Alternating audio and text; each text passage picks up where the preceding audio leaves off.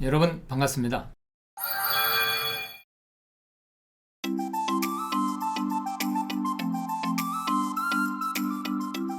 우리 주위를 보면 야, 저 사람 카리스마가 있는데 어떻게 저렇게 탁월한 능력을 발휘하지? 조직에서 리더십이 뛰어나고 조직과 사람을 일사불란하게 이끌어가면 아우, 카리스마 있는데 라고 말하기도 하죠. 카리스마라는 말은 그리스어에서 유래되었다고 하죠. 카리스마는 은혜나 은총을 의미하는 그리스어 카리스에서 나왔다고 합니다. 그리스인들은 카리스마를 신으로부터 특별한 재능을 부여받은 사람이라고 믿었던 것입니다. 그것은 신성하게 제공된 힘이었기 때문에 카리스마들에게는 열정적이며 헌신적인 추종자가 따랐던 것이죠. 한편 초기 기독교인들도 카리스마적 인물이라는 말을 사용했습니다. 과거의 전통적 리더십은 조직이나 집단이 높은 성과를 나타내기 위해서 리더 혼자만이 리더십 능력을 개발하고 상황에 맞추는 것이었죠. 그런데 현대적 리더십은 시대적 상황적 변화에 따라 무엇보다 리더에 의해 구성원들이 고무되어 자발적으로 열심히 일할 때 조직의 성과가 높아진다는 것을 알게 되었죠. 결국 리더는 조직 구성원들이 열심히 일할 수 있도록 동기부여시킬 뿐만이 아니라 조직과 자신을 동일시하도록 구성원을 변화시켜야 했습니다. 자, 이런 조건을 만족시키며 등장한 리더십 중 하나가 바로 카리스마 리더십이고 강한 비전을 무기로 변화와 혁신을 추구했던 것입니다.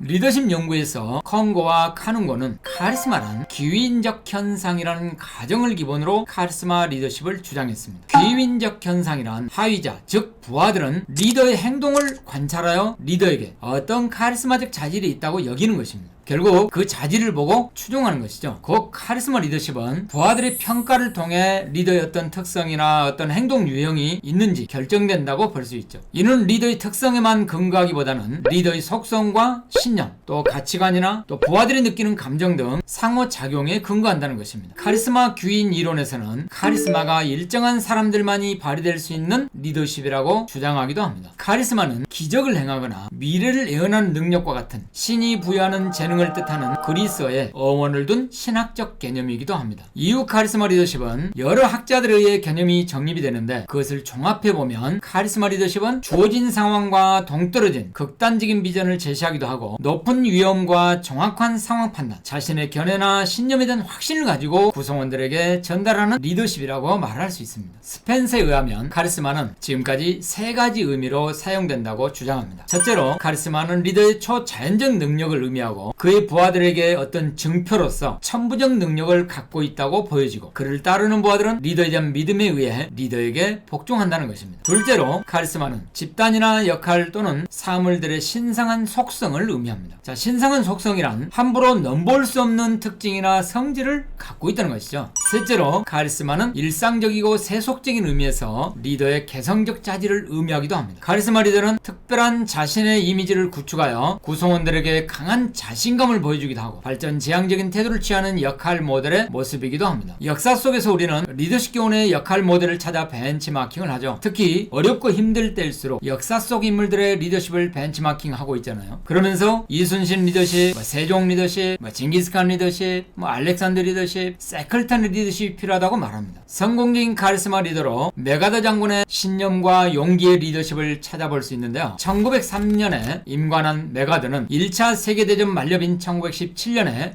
소령에서 대령으로 승진한 뒤 1918년에 준장이 되었고 이후 보병사단장, 육군사관학교 교장을 거쳐 1930년 50세 육군 참모총장이 되었죠. 그의 군생활은 한마디로 최초, fast, 최고, fast, 최대, must, 유일한, only 등의 수식어가 늘 따라다닐 만큼 화려한 것이었죠. 참모총장 재임 동안 메가더는 두 차례나 군에 대한 정치인들의 공격을 능수능란하게 대처해 나갔는데 거기서 그의 탁월한 능력과 더불어 참모총장으로서의 카리스마 리더십을 엿볼 수 있었습니다. 첫째는 메가더가 총장으로 재직한 1930년대는 경제적으로 침체된 상황이었고 전시도 아니었기에 미 의회는 군을 감축할 계획을 세웠죠. 그러나 이 소식을 접한 메가더는 의회 연설을 통해 그 계획의 부당성을 소신 있게 밀어붙였습니다. 메가더의 당당한 용기와 소신에 찬 이 연설은 의원들을 감동시켰고 의회에서는 군 감축 계획을 철회하였죠. 당시 세계 17위에 머물렀던 미국이 오늘날 세계 제1의 군대로 성장한 것은 메가더의 이 같은 논리가 정치인들을 계속 자극한 덕분이라고 할 수 있는 것입니다. 둘째는 경제가 침체되자 생계의 위협을 느낀 1차 세계대전 참전 용사 300여 명이 상여금 지급을 요구하며 워싱턴 시가지를 점령하고 후보 마을을 형성해 농성을 벌여 정치적으로 문제가 되었는데, 메가더는 휘하의 어떤 지휘관이나 참모에게도 이 일을 맡기지 않고 스스로 위험을 무릅쓰고 후보 마을에 뛰어들어 설득과 운변으로 그들을 해산시킨 일화가 있습니다. 자신이 하기도 힘든 일이었기에 부하에게도 떠맡기지 않고 스스로 당당하게 맞서서 문제를 해결해낸 것입니다. 군인 메가더에게서 가장 두드러진 리더십의 특징인 도덕적 신념과 용기에 따른 행동이 아닐 수 없습니다. 확고한 신념과 강철 같은 의지, 또 당당하고 의연한 용기, 솔선수범하고 뜨거운 부하 사랑 등 그의 군 생활을 일군 카리스마 리더십의 요체들인 것입니다. 이번에는 우리가 너무나 잘 아는 애플의 스티브 잡스를 볼 수 있죠. 그는 부단한 노력을 통해 괴짜 천재에서 카리스마 넘치는 CEO로 변신함으로써 애플을 세계 최고의 기업으로 성장시켰죠. 처음 맥킨토시를 출시할 때 많은 어려움과 소통의 문제가 있었지만 2000년대 최고 경영자로 등극하면서 아이팟을 필두로 아이폰과 아이패드에 이르기까지 완벽한 프레젠테이션 소통으로 카리스마를 정확히 보여주었죠. 그의 카리스마적 권한과 리더십은 신제품이 출시될 때마다 우리의 이목을 집중시켰고, 그의 말과 제스처 하나하나에 애플 제품에 대한 기대는 많은 궁금증을 자아낼 정도로 세계인을 감동시켰던 것입니다. 또한 우리가 너무나 잘 알고 있는 흥분되고 감동적이었던 한국 축구의 월드컵 4강 신화를 이룬 히딩크 또한 카리스마 리더십을 가진 사람으로 유명하죠. 저도 수년 전 네덜란드 암스테르담 스킬폴 공항과 시내에서 히딩크 이야기를 하면 빌라이 히딩 물어요. 그럼 저는 뭐라고 대답했겠어요? like보다 더 좋은 말이 뭐겠어요? love잖아요. 주저없이 저는 I love 히딩크 so much, 나는 히딩크를 너무 사랑한다고 대답했던 적도 있습니다. 당시 대표팀 선수들은 히딩크를 카리스마의 신이라고 불렀다고 하죠. 자신의 위엄과 권위를 인정받은 만큼 히딩크의 팀 장악력은 설명이 필요 없을 정도입니다. 4강이라는 신화를 이룬 것이 바로 그 증거라고 볼 수 있죠. 당시 히딩크의 말은 곧 법이었다고 합니다. 스포츠에서 팀 전력은 각 선수의 능력을 합친 물리적 종합이 아니라 이를 뛰어넘는 화학적 결합으로 설명되고 있죠. 자, 지도자의 카리스마가 부족하다면 엄청난 에너지를 뿜어내는 선수들끼리의 화학적 결합은 기대할 수 없기 때문입니다. 히딩크가 이룩한 월드컵 4강 신화는 문화적 배경이 다른 선수들의 마음을 사로잡은 그의 카리스마가 만든 작품인 것이죠. 특히나 히딩크의 카리스마 속에는 원칙 있는 고집, 자기 선수는 자기가 지킨다는 신념, 실패를 더 큰 성공으로 전환시키는 능력 등이 그의 카리스마 리더십을 잘 보여주고 있었던 것입니다. 감사합니다. 다음 시간에 더 유익한 내용으로 함께 하겠습니다.